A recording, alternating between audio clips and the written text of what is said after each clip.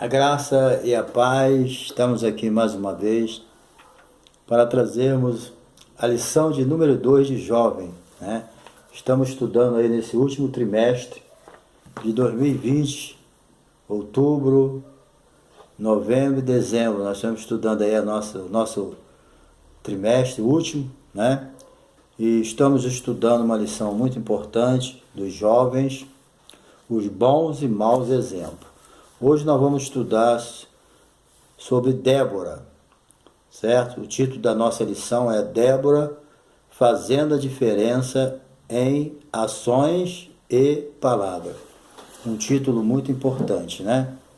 E o texto do dia diz: E enviou e chamou a Baraque e disse-lhe: Porventura o Senhor Deus de Israel não deu ordem, dizendo: Vai e atrai gente ao monte de Tabor, e toma contigo 10.000 homens dos filhos de Naphtali e dos filhos de Zebulon. Está em Juízes 4, 6, ok? E a nossa verdade prática, ela é o texto do dia, nossa síntese. Para o povo de Israel, a liberdade algumas vezes veio por meio de oração, passos de fé, apoio mútuo e coragem. O nosso texto bíblico se encontra em Juízes, capítulo de número 4, versículo 4 a 9, ok? Nós vamos agora estudar, ok? Com certeza é uma benção. Se você ainda não se inscreveu em nosso canal, aproveita aí, é gratuito. Aí do lado direito, aí em cima está inscrever. Dá só um toquinho ali e você está inscrito no nosso canal, tá bom? Nos ajuda aí a continuar pregando a palavra de Deus, se inscrevendo, dando seu like, deixando aí o seu comentário. Tudo isso nos ajuda a continuar ministrando a palavra de Deus, que é o nosso principal objetivo, tá bom? Bem, lição de número 2, Débora fazendo a diferença em ações e palavras. A nossa introdução aqui, ela diz, é muito importante. Estudaremos nessa lição, né? Fatos narrados em Juízes. É livro de Juízes que nós estamos estudando hoje, né? E sendo o protagonista, né? A juíza e profeta. Ela tinha essas duas funções. Parece que foi a única mulher que foi juíza e profeta no povo de Israel, né? O juiz, eu não tem notícia de outra mulher que foi juíza, somente Débora. Então ela foi juíza e profeta. E tinha também aqui a ajuda, né, de Baraque, ok? Então eles viviam debaixo de uma pressão terrível, né? Porque Israel já estava há 20 anos subjugado a Jabim. Jabim era rei de Canaã, certo? E Israel, devido à sua rebeldia, né, a sua desobediência, Deus permitia que ele vivesse de jugo de outras nações. É o que nós vamos ver aqui, certo? Então essa história é uma história de fé, certo? De dúvida e hesitações, limitações, e não é diferente de hoje, né? Hoje nós enfrentamos situações, a gente encontra pessoas com fé, encontramos pessoas com dúvida, pessoas que hesitam, né? Não sabe se vai, não sabe se ficam, e também a limitação nossa é patente. O ser humano é muito limitado e por causa disso o tempo de antigamente é o mesmo de hoje. Não tem diferença, né? Bem, então vamos aqui para a primeira parte. Israel e a velha rebeldia em uma terra nova, certo? Como vocês sabem, Israel foi um povo que viveu escravo, né, no Egito e viveu sofrendo ali, foi liberto por Deus, trazido para o deserto, mas o coração do povo não mudou. Diante de toda a bondade que Deus fez com aquele povo, eles não mudaram. Sempre foram ingratos para Deus, nunca reconheceram o que Deus fez por eles, nunca reconheceram nem respeitaram os seus líderes, né? Isso aí que nós vamos ver um pouquinho disso nessa história. Então, o povo de Israel viveu décadas sofrendo no Egito como escravo, né? E pelo poder de Deus foram libertos, ficaram livres E Deus ali, quando tirou o povo do Egito, Deus estava cumprindo ali uma promessa que ele tinha feito a Abraão. Abraão, Isaque e Jacó. Era simplesmente uma promessa que Deus estava cumprindo, né? Em Canaã, né, quando Josué tirou eles, levou eles para Canaã, né, porque Moisés ficou proibido de entrar na terra de Canaã, então Deus levantou um general que era Josué, e Josué atravessou o Jordão e conquistou a terra de Canaã. Quando eles entraram lá, certo? Eles ganharam tudo pronto. Ganharam casa pronta, plantação, certo? Água à vontade, tudo de graça.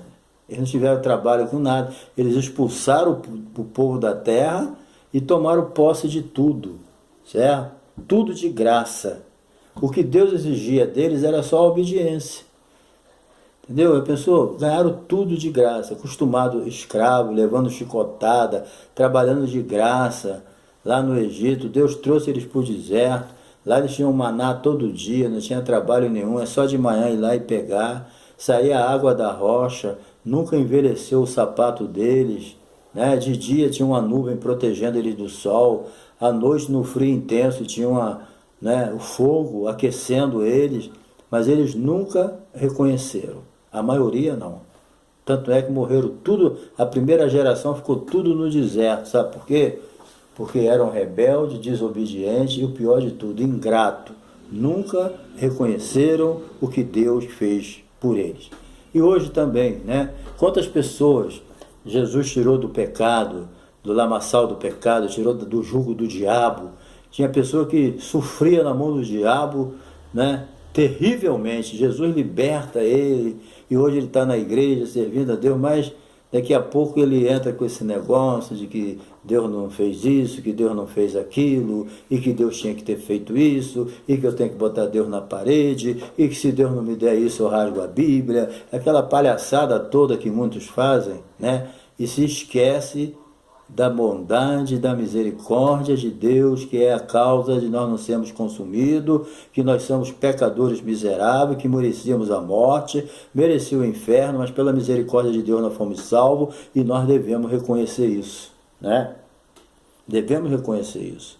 Então, o que Deus exigia daquele povo era só isso: me obedeçam, praticam a justiça e deixem o exemplo para as próximas gerações, certo? Mas infelizmente Israel seguia, era o exemplo das nações idólatras, ingratidão. Né? Número 2 aqui, juízes de Israel. Em Israel, a história mostra, né, líderes com funções diferentes. Por exemplo, Moisés era muito diferente, é um legislador, né? Era muito diferente de Josué, que era um general de guerra. E assim outros, né? Cada um, mas todos eram usados por Deus, certo? Para você ver que Deus usa qualquer um que ele chama e separa, né? Não importa a sua atividade. É assim na obra de Deus. Deus pode chamar alguém para ser um pastor, que era um mecânico, que era um negociante, né? Que era um serralheiro, que era um pedreiro, que era um empresário, seja lá o que for. Deus chamou, ele vai se adequar àquilo, né? Porque Deus é assim. Então, aqui também não é mesmo juízes que tinham atividades diferentes, mas quando entrava na função de juiz, ele era usado por Deus, certo? Então, os juízes, eles foram usados por Deus até o período da monarquia, né? Quando Deus levantou o primeiro rei, que foi Saul, certo? Então, somente após do período da monarquia, do juízo, que veio a monarquia. Os juízes agiam julgando as causas, resolvendo os problemas. Essa era a função dos juízes, entendeu? Era julgar as causas, resolver os problemas, né?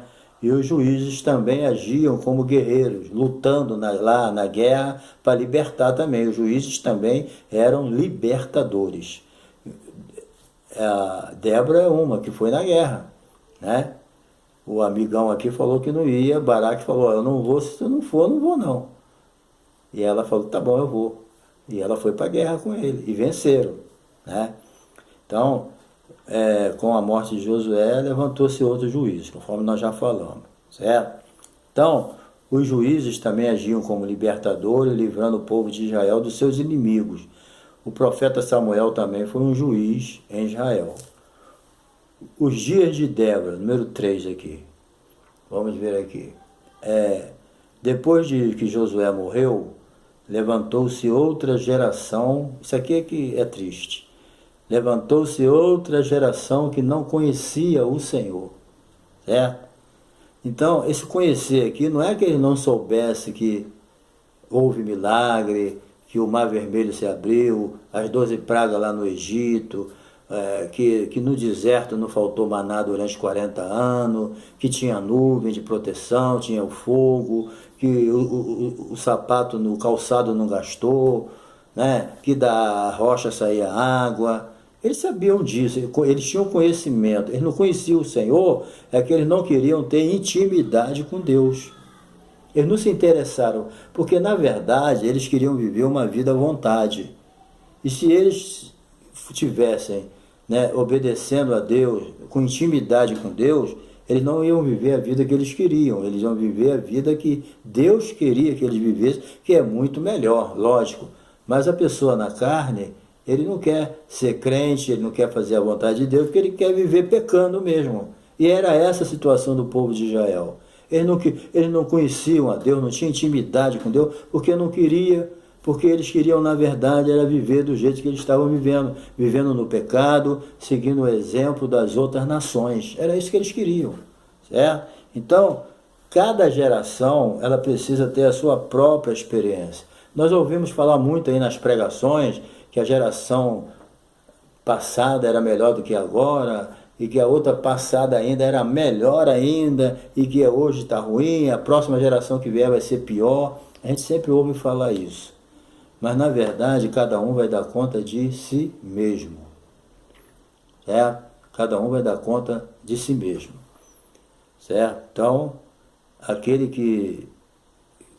que se surge mais ainda, mas aquele que se limpa mais ainda. Certo? Porque se o final dos tempos está chegando, as coisas estão piorando, nós vamos dar conta de si mesmo, cada um. Eu não vou dar conta de ninguém, eu vou dar conta de mim.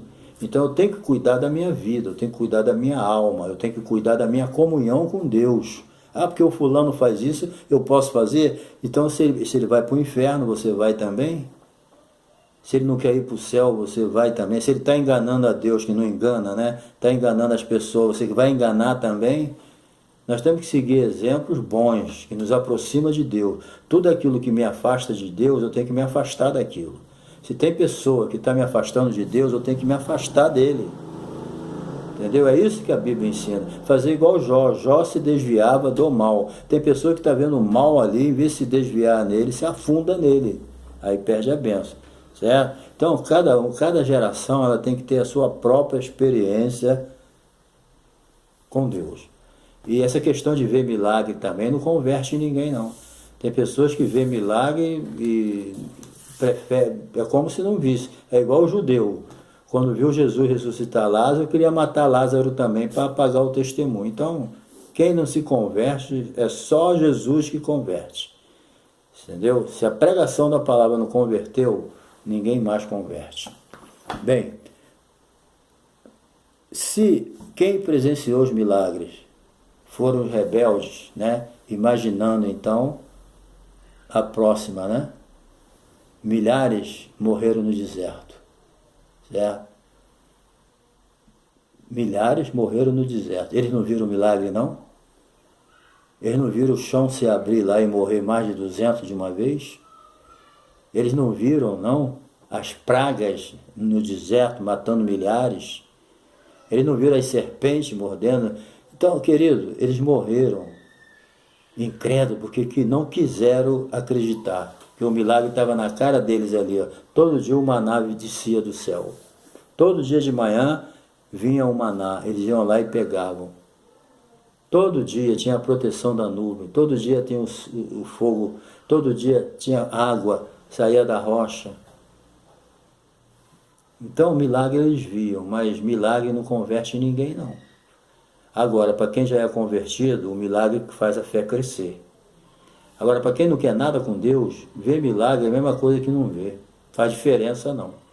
Agora, quando a pessoa é convertido mesmo, o milagre alegra ele fica feliz, né, de ver um milagre de Deus acontecer. E para mim o melhor milagre, o maior é a nossa salvação, é o novo nascimento, certo? Então, eles viram muitos milagres no deserto, mas permaneceram infiel. Essa é a verdade. Na verdade, quer que eu resumo tudo? Quer que eu resumo? Eles foram ingratos, só isso. Não reconheceram o que Deus fez por eles. Número 2, a mulher com dons e valores. Débora, uma mulher com dons e valores. Débora era uma profetisa, certo? Débora é descrita na Bíblia como uma mulher que profetizava, né? E julgava Israel. Ela profetizava e julgava, certo? Ela era uma mulher que realmente, naquela época, para ela ser uma juíza e ir à guerra e ser uma profetisa, era muito difícil. Mas por que ela conseguia desempenhar esse papel? Porque ela estava revestida do poder de Deus.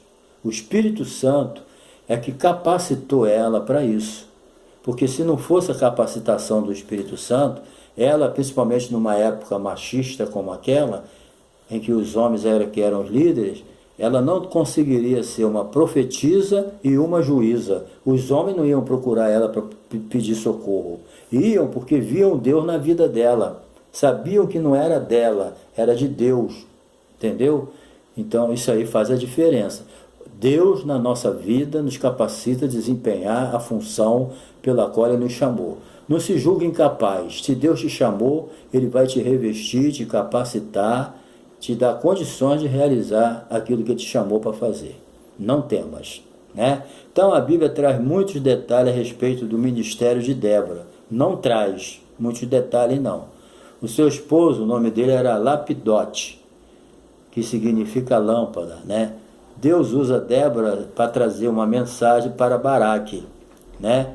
Baraque foi a pessoa escolhida por Deus e profetizada por Débora para libertar Israel, Baraque, certo? Então esse livramento ele viria devido a eles clamarem ao Senhor. Isso aqui é outro detalhe aqui, entendeu?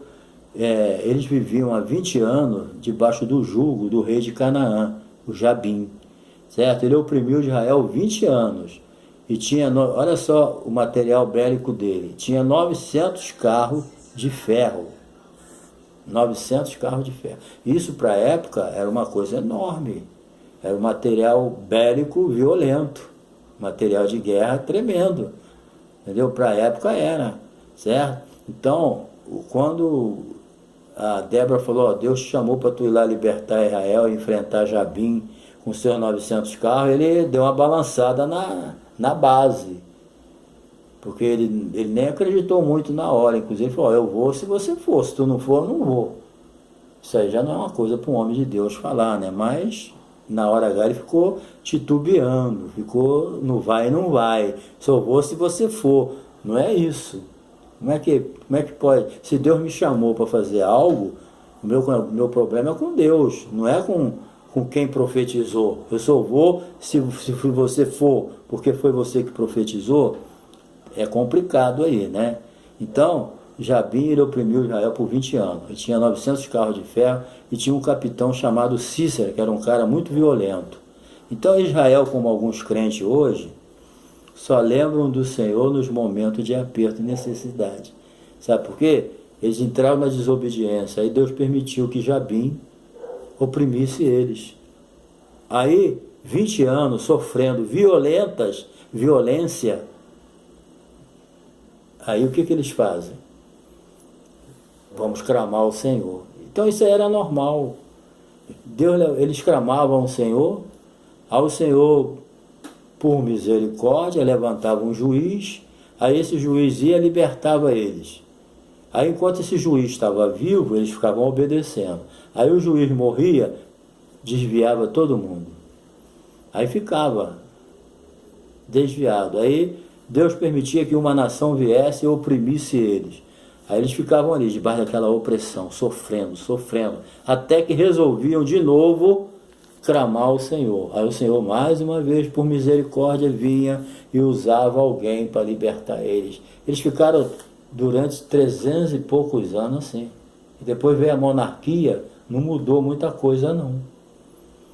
Entendeu? Então eles, enquanto estavam vivendo bem, folgados, sem nenhum inimigo perturbando, eles abandonavam Deus, queria saber não, entendeu? Mas quando vinha o aperto, eles começavam na necessidade de clamar a Deus. E hoje existe isso também. Tem pessoas que é crente, mas não está nem aí para Deus, está vivendo a vida dele. Mas quando vem o aperto, quando vem a luta, quando vem a dificuldade, quando vem o luto, quando vem o desemprego, quando vem a doença, ou alguém da família, alguma coisa qualquer, aí a pessoa, opa, aí ele acorda, aí vai buscar o Senhor. Aí Deus resolve aquele problema, ele esfria de novo. Aí vem outra luta, aí ele vai buscar o Senhor. Tem crente que ele passa a vida dele todinha assim, nesse vai e vem. Só vai buscar Deus na hora do aperto, na hora da necessidade. Deus resolveu o problema, ele fica na dele de novo. Aí vem a luta. Aí, então fica nesse processo. E era assim que vivia o povo de Israel, né? Sem necessidade nenhuma. Então, número 2 aqui, Débora julgava Israel. Débora é descrita não apenas exercendo o ministério profético, mas também julgando, né, as questões trazidas pelo povo. O povo trazia problema para elas resolver, porque ela era juíza, né?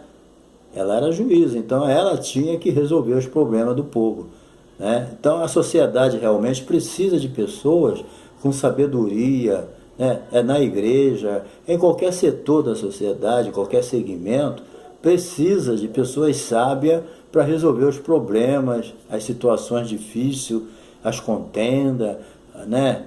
Precisa de pessoas assim com sabedoria, porque se não tiver alguém com sabedoria para orientar o povo, ele se perde, né? E Débora era uma juíza que resolvia as causas do povo. Toda a causa trazida a ela resolvia as questões. Então, em qualquer setor da sociedade existe isso, a comunidade ou coletividade, né? Existem problemas que costumam surgir, desavença, né? Por isso existe a necessidade de, conforme eu disse, de pessoas sábias, com autoridade e conhecimento para resolver. E tendo também o quê? Temor de Deus, certo? A igreja, principalmente, além do pastor, precisa de pessoas de paz, que está ali para somar, para resolver os problemas, não para piorar mais ainda, né? Então, e sem isso, a paz social ela é desestruturada, certo? A igreja de Corinto, né, lembrando aqui, ela tinha muitos problemas sociais. Você lê a epístola de Paulo aos Coríntios, você vai ver que ela tinha muitos problemas sociais que não eram resolvidos. Por quê? Porque não tinha uma pessoa sábia ali para exercer o juízo. Faltava uma pessoa sábia ali na igreja de Corinto para resolver aquelas desavenças, certo?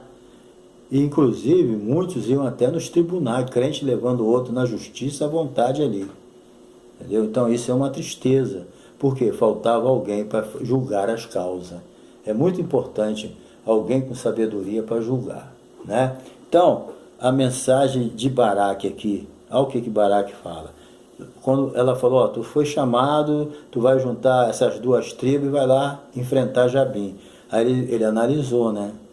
Ele não era bobo, ele fez uma análise ali, certo? E nessa análise, né, ele viu que Deus tinha escolhido ele, mas ele ficou pensando, peraí, isso aí vai ser uma coisa muito difícil, né? Então, esses 20 anos de opressão, Deus tinha escolhido Baraque para libertar. Não adianta, Deus escolheu ele, era ele mesmo, certo? Então, ele analisou essa situação, o tempo de opressão, ele analisou 20 anos, ele analisou o poder bélico do inimigo, 20 carros de ferro, 900 carros de ferro, certo? Então ele sentiu aquém da chamada, ele falou, epa, tá esquisito, eu só vou se você for. Ah só, ficou duvidoso, entendeu? Isso aí é que é o problema, ele se sentiu com medo, certo? No meu entendimento, ele foi mais confiando na juíza do que nele mesmo. Mas ele tinha que confiar em quem? Em Deus. Quem usou a profetisa para profetizar para ele que Deus tinha escolhido ele para ele ir lá na batalha para libertar Israel, foi Deus. E ele tinha que confiar em Deus. mas ele ficou meio balançado, certo? Ele ficou meio com medo, certo? Para ele falar, eu sou o vou se você for, ele estava confiando mais na profetisa do que em Deus. E não era isso que Deus queria. E no final Deus não deu a vitória, né? Às vezes, mesmo com desconfiança, meio pé atrás, mas Deus deu a vitória, porque Deus prometeu, né? Ele mandou, junta 2 tribos lá e vai lá, né? E ele foi, né? Zebulão e Naftali. Bem, número 3 aqui, a Bíblia também, ela não registra, né, que Baraque já fosse um guerreiro. Você não vê falar na Bíblia que Baraque já era um guerreiro. Ele não era um guerreiro ainda. Ele não era uma pessoa acostumada a guerrear, ou que tivesse alguma experiência militar. Ele não tinha. Isso talvez trouxe medo a ele. Mas mesmo assim, Deus estava provando ele, mostrando a ele, Baraque, você tem que confiar em mim. Não é do teu poder, na tua experiência, tu tem que confiar em mim, porque é eu que estou te enviando. Então, quando Deus envia, ele garante, tá? Então, tudo que ele tinha era uma ordem só de Deus, através da profetisa, mais nada. Mandando ele ir, né, reunir os homens de 2 tribos para enfrentar o exército poderoso. E no final quem deu a vitória mesmo foi Deus, e ele conseguiu vencer o medo dele, se apoiando na juíza Débora. Então, finalmente aqui, número 3, a vitória que Deus trouxe. Bem, Débora, ela encoraja, ela sentiu, né, que Baraque estava com medo. Que ele falou, se eu vou, se ela for, mas ela encoraja ele.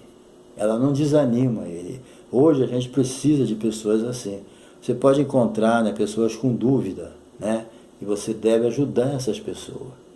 Então, diante da dúvida, ela resolve acompanhar ele. Tá bom, ela sentiu, ela não era boba, ela falou, ele está desanimado e está em dúvida, eu vou ajudar ele e vou junto com ele, pronto. Resolveu o problema. Então, diante da dúvida, resolve acompanhar ele na batalha, né? E Débora lembra a ele que a vitória viria de Deus, tirando do horizontal e levando para Deus. O exército era poderoso? Era, mas o nosso Deus é o Senhor dos exércitos. É isso que ela queria passar para ele. Fica com medo não, Baraque. O exército dele é grande, mas o exército de Deus é maior, né? Então, ela falou para ele ainda, olha, que a vitória viria pela mão de uma mulher. Por quê? Porque o Cícera, que era o capitão do exército de Jabim, o rei de Canaã, ele, além de ser uma pessoa violenta, né, ele é uma pessoa experiente. Ele tinha um ódio tremendo de Israel. Então, ele não seria morto num campo de batalha. Ele seria morto por uma mulher, pela mão de uma mulher. Tomou uma pedrada, né, morreu dentro da tenda. Então, essa vitória não viria no campo de batalha, viria na mão de uma mulher. Apesar de obedecer, notamos que Baraque se sente inseguro. Nós já falamos isso, né? Diante de um grande desafio. Às vezes a gente se sente inseguro realmente, mas isso não é motivo para a gente desistir, né? Eu estou inseguro, mas é Deus que vai fazer a obra, não sou eu, né? Então, Débora, nessa batalha, foi uma grande motivadora, ajudando as pessoas a cumprir o que Deus falou. Ela animou. Então, a gente deve ser assim, devemos animar as pessoas com palavras e ações. Nunca não desanima ninguém que quer fazer a obra de Deus, não. Anima com palavras e, se puder, com ações também, né? Número 2 aqui, da parte 3. Deus dá a vitória a Israel. A batalha aconteceu, Baraque obedeceu ao mandato de Deus e a vitória lhe foi dada, né? Deus fez chover granizo e os carros se emperraram. Deus deu a vitória do jeito dele. Deus, às vezes, tira a glória da gente todinha, quando ele faz a coisa do jeito dele, né? Ninguém pode se gloriar, porque está vendo que foi Deus, né? Não tem como. O preço de crer ou não no que Deus disse. Vamos ver aqui. Nem sempre as pessoas acreditam em Deus de imediato, né? Baraque teve essa dificuldade de acreditar em Deus, que Deus estava com ele, né? De imediato. Ele sabia que Deus estava com ele, mas ele estava meio com medo, né? porque nem todo mundo acredita na hora, dependendo da situação, né? Se ele não era guerreiro, não tem uma história na Bíblia contando uma guerra com ele. Ele não tinha essa experiência. De repente ele é colocado lá na linha de frente, ele ficou meio balançado, né? Ele não era um general como Josué. Ele não era um varão de guerra, né? Bem, ele pagou o preço, não pensava jamais que ia entrar numa guerra na linha de frente. Mas ele pagou o preço, obedeceu e trouxe a vitória. Está entendendo? Mesmo a quem, mesmo assim, não com aquela disposição toda, confiando mais na juíza do que em Deus, mas ele sabia que a vitória vinha de Deus. Certo? A juíza estava ali como um apoio. Às vezes acontece, às vezes Deus permite que a gente saiba que é Ele que vai fazer a obra, mas Deus permite que alguém esteja junto contigo, entendeu? Alguém para te animar, alguém para te apoiar, alguém para te dar um consolo. Às vezes Deus permite isso, entendeu? Eu sei que é Deus que vai me dar a vitória, mas eu me sinto bem junto com alguém com mais experiência, com mais autoridade, com mais poder, mais usado por Deus. Isso me ajuda bastante. Isso é o lado humano da gente. E Deus permitiu.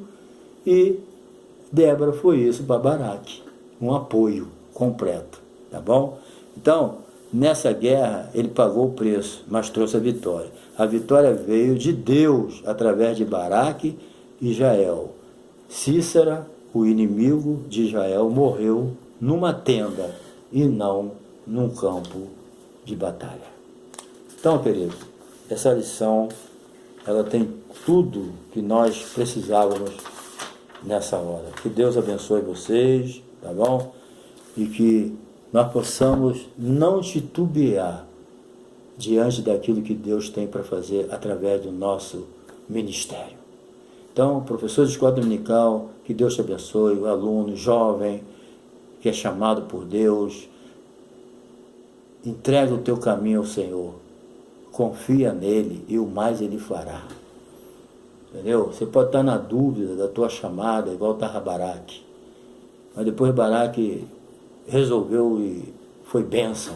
Então, às vezes a gente não está com aquela fé imensa, mas essa fé que você tem é suficiente para Deus fazer uma grande obra na tua vida.